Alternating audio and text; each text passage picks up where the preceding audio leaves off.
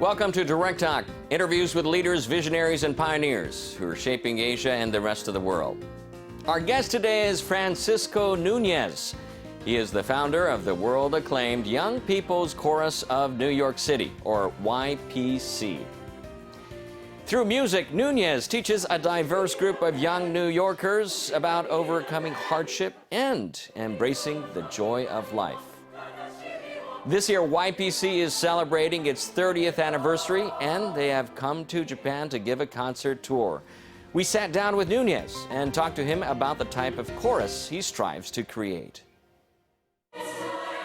YPC is made up of children living in New York City between the ages of 7 and 18. It has approximately 1,600 members who come from all different ethnic, religious, and socioeconomic backgrounds. Unfortunately, as you can see from the world, it seems to me that the world is becoming much more comfortable with going back to people that we're comfortable with. At YPC, I'm trying to make the uncomfortable comfortable. So we will have children that come from Japan, children that come from Mexico, children that come from African American traditions, and we'll have children from the Muslim tradition, Christian, Jewish, Hindi, all kinds of backgrounds. And they don't know each other yet. When they come here, something unique happens. The singing allows them to be comfortable because they hold hands and they start to get comfortable. Then they start to talk. Once you start talking, everything changes. And that's what we do at YPC. New York City is a place with exceptional racial and cultural diversity. And YPC is right at the heart of it.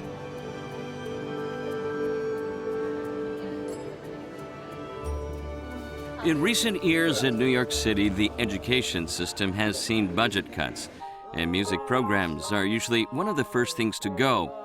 There are children who have never even had a music class, but Núñez accepts all applicants to the YPC. I take every child in YPC. So even though we audition the children, we're not looking for musical talent. We're looking for a child who wants to participate for many years. Once they're in the program, we teach them how to stand, how to sit for singing. We teach them how to bow, how to shake hands. We teach them how to look at music, how to have the diction that they need to sing in different languages, because we sing many languages. We do everything the same way you would teach someone a language, we teach music. Núñez's wish is to help all children through the power of music. But in the early days of the YPC, when this diverse group of children would sing in competitions, they sometimes face shocking obstacles. So once in 1997, very early on, I was told by Jim Litton, who was a conductor of the American Boy Choir at that time, and he was a judge at a competition in Prague. He said to me, "Francisco, you did great. Tomorrow morning we're going to announce that you won the competition." I could not believe it. He said, "I was so proud of you. You did a beautiful job." Next day, they announced that we're tied for second. We didn't understand what happened. I was told that the other choirs did not believe that we should have won, because the children that we had were not professional looking enough. But we won. The judges thought so. That competition does not exist anymore, thank goodness. That taught me early on that I have to work very, very hard to make sure that all of my children are capable of being great on that stage, not only vocally, but also the way they present themselves. because the eye will make a judgment before the ear. A child needs to learn more than just to sing. If you're going to bring a child out into the world, they must be prepared to act, behave, and perform a certain way. And you have to be able to change the audience's view right away. We work very hard today on having all of our children act as artists from the very beginning so that they're not judged because of the color of their skin. I feel today I'm very confident that what I'm doing is good. That happened recently because we always question ourselves. This is making a difference in people's lives. And I want to continue to give to society. Francisco Núñez was born in New York in 1965. He was raised in a poorer area of Manhattan. The ideas behind YPC owe a lot to his childhood. So I grew up in a Dominican household. I come from what's called a blended family. My family comes from all different colors of the spectrum.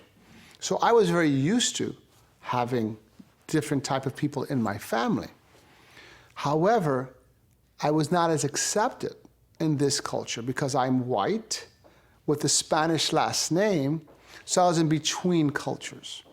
And in the 60s and 70s, it was very difficult to identify with any particular group. Núñez felt like a loner, like he didn't fit in. In those early years, the piano became his refuge.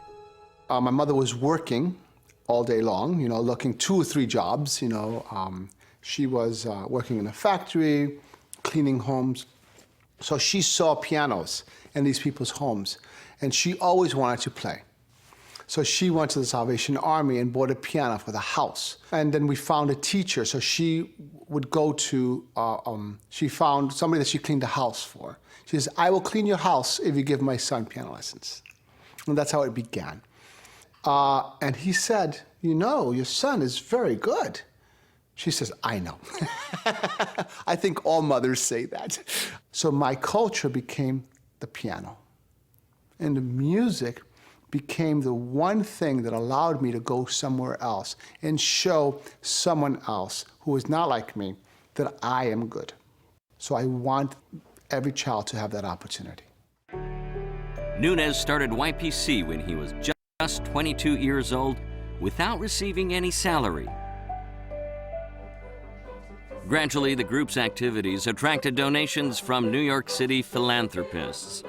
The organization became stable financially and gained a lot more friends. They believed in Núñez's conviction that this chorus could help children flourish. The singing is the most important thing. I will tell you that much. We are a chorus. But the only way for the children to be comfortable enough to give so much of their heart and their soul into the music is to be comfortable and to be relaxed. If you're stressed because maybe you have a learning disability, or maybe you're failing in school, or maybe you're having a problem with a boy or a girl elsewhere, or in school you're being bullied. At YPC, we are open to listen to everything. And not only do we listen, we help you if you want help. So till today, I'm very happy to say that 100% of our children graduate from high school on time, and 100% are applying to college, and 100% are going to college. And about 87% are graduating from college in 4 years. That's very high statistics. And these graduates are coming back and are trying to help. And I'm hoping one day that all these alumni will come back and participate in creating YPCs. These days, YPC gets invitations from all over the world.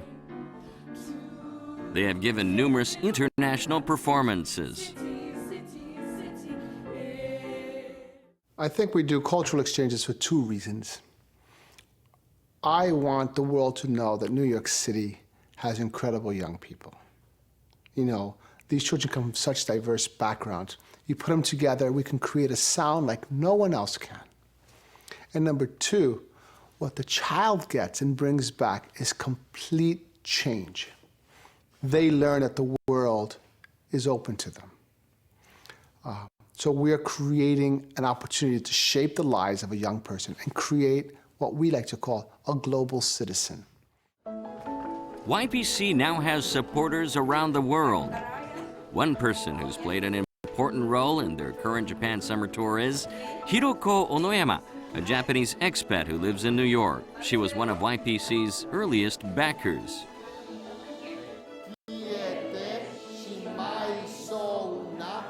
The chorus wanted to sing Japanese songs, so Onoyama has taught them about Japanese language and culture.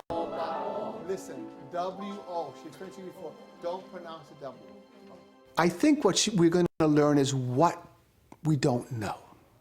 So by having this training, before we go, we become more comfortable and then we start to listen and see more. So they can go to France, they can go and be very comfortable. Spain, Canada, Japan, of course, and be very comfortable. So many children, when we went to Japan since the first time, have studied Japanese as a minor or major in college, have gone back to Japan to work or look for it.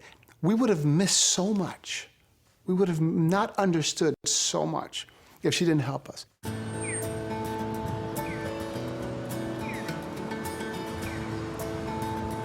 Hello, hi guys, thank you. Hello.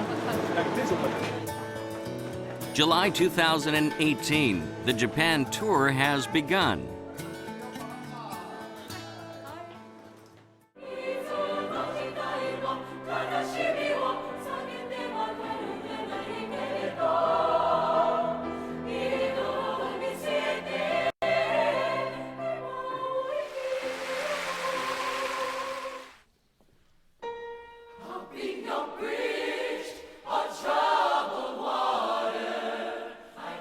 There is one song that Núñez puts on the program of every concert.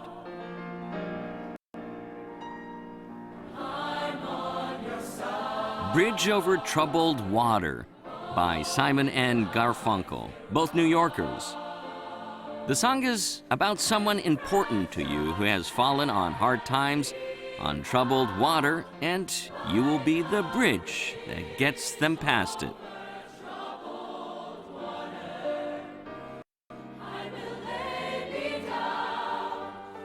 To be able to sing a song with the words that are so powerful, something does happen to you. And yes, the social emotional learning of a child, we start to see how much they can open up on that idea, and allows them to be much more comfortable with themselves. It's not, so you talk to your friends or you talk to the conductors, and then from there we're able to go through some obstacles in their life. So that's where we allow it. So Bridge Over Troubled Water, as when we sing it, it has this visceral connection, immediate. People feel it. And when we sing it, we go into the audience. We want to share with people that we are your friend.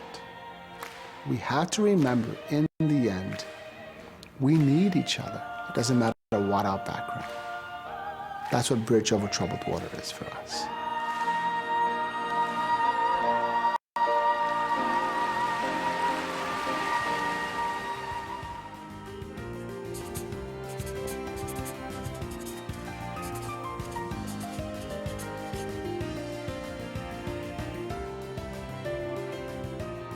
I will not disappear. I will always be here. Forever is my song. To me, this means that my sound will always live on. The impact I have on these children, the impact the children have on me, together we make a sound, and a sound is forever. And that is the sound of a song coming together.